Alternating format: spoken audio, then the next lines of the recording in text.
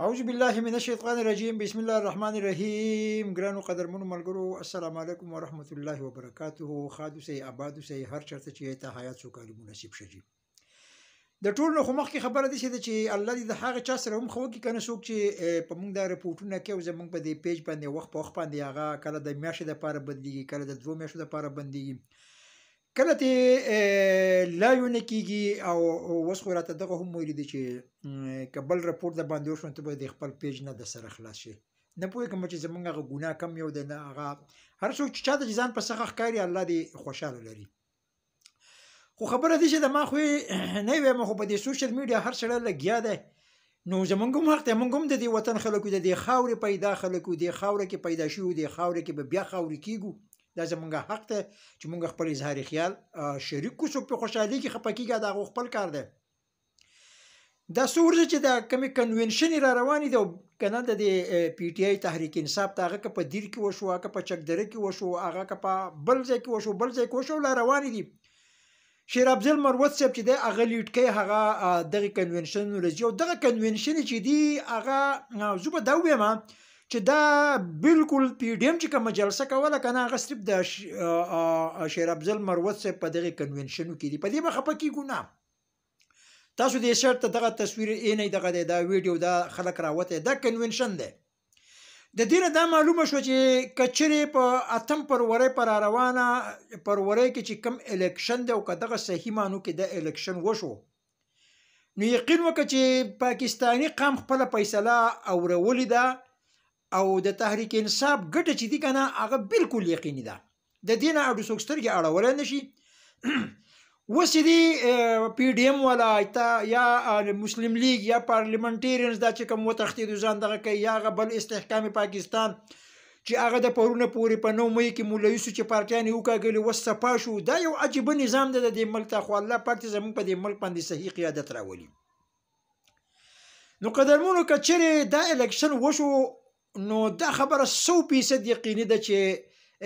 پاکستان چې د حکومت لا 2/3 اکثریت پکار دی نو زموږ چې 2/3 نه په دې کې تقریبا په بل ورځ هغه ټویټ شوی د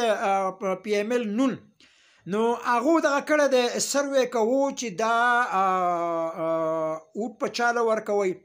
نو دغه د سره زه هم شیر کوم د هغه په دې ویډیو کې د سره تاسو دا وګورئ په هغه کې 15% اوټ چې دی هغه تحریک انصاف اخیستی دی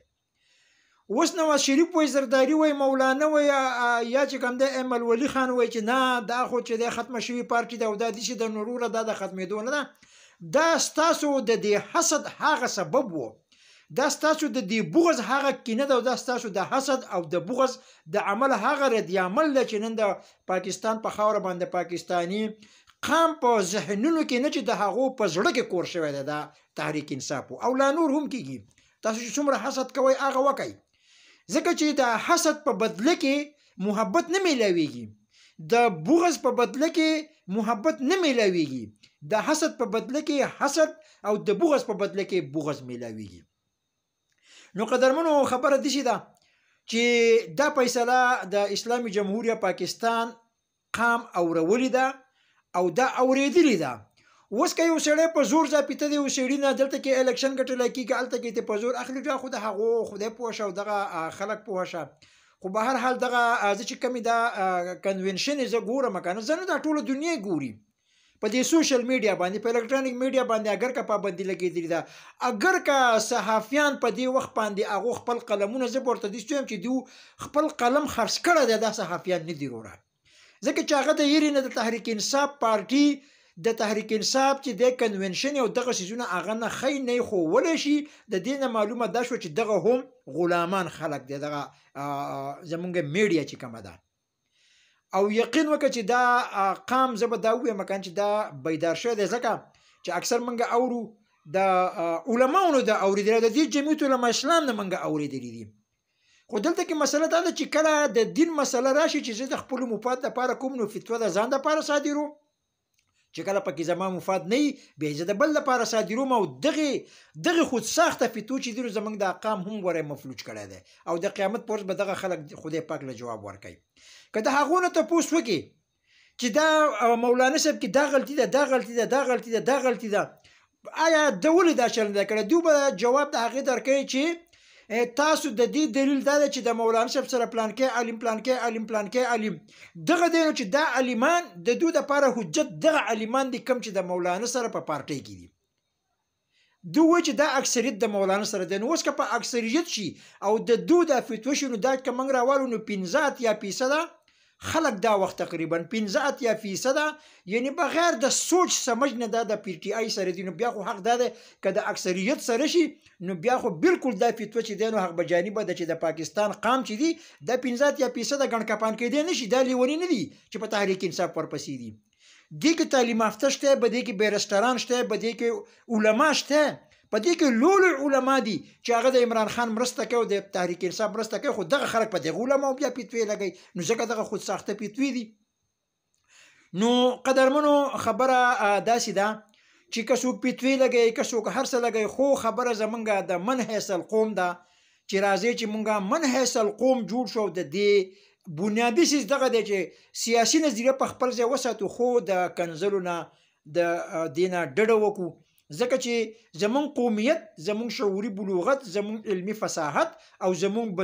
سیاسي بصیرت چې دي هغه زمونږ د دې سوشل میډیا د دې کمنټس نه او د دغه ویډیوګانو نه په ډاګه کېږي چې موږ څومره بلې پارټۍ ته او کمې ته سپکې وایو او څومره فتوې جاري کوو. نو په دغه کې هم زمونږ علمیت په ډاګه کېږي چې آیا زما علم څومره دی او زه دین اسلام د خپلو مفاد دپاره څومره استعمالوم. ځکه چې الحمدلله نن سبا هر سړی پوهه دی. نو قدرمنو ستاسو نور وخت نه لمه دا زما د زړه هغه سوچ او اکثر ماته ملګري وایي ته د تحریک انصاف په حق کې پوسټونه کې زما وروره زه د چا د پارټۍ هم نه یم. زه ځکه نه یم چې ما له څوک راکوي نه. ما ټول عمر د جمعیت علما اسلام سره ویشتی دی. د مولانا فضل الرحمن په پارټۍ کې مې ځان تباه کړی. ما له هغو هم څه نه دي راکړي. ځکه د جمعیت سره هم اکثر ماته ته د فضل الرحمن د پارټۍ نه وتې نو زه د فضل الرحمن په پارټۍ کې نه وم.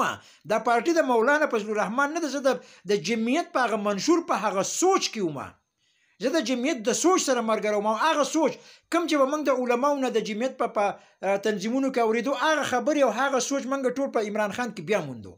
موږ نه چې بلکې ټول پاکستان پکې بیا موندو. تاسو د هغه ټول ویډیوګان تقریرونه وګورئ، په بهر ملکونو وګورئ، دلته کې وګورئ. نو دغه خبرې خو موږ ته علماو هم کولې او دغه خبرې عمران خان هم کوي. خو په خبره که دغه ده چې د هغه به ګیره نه نو ګیره خو زما هم نشته دی زما صاحبه.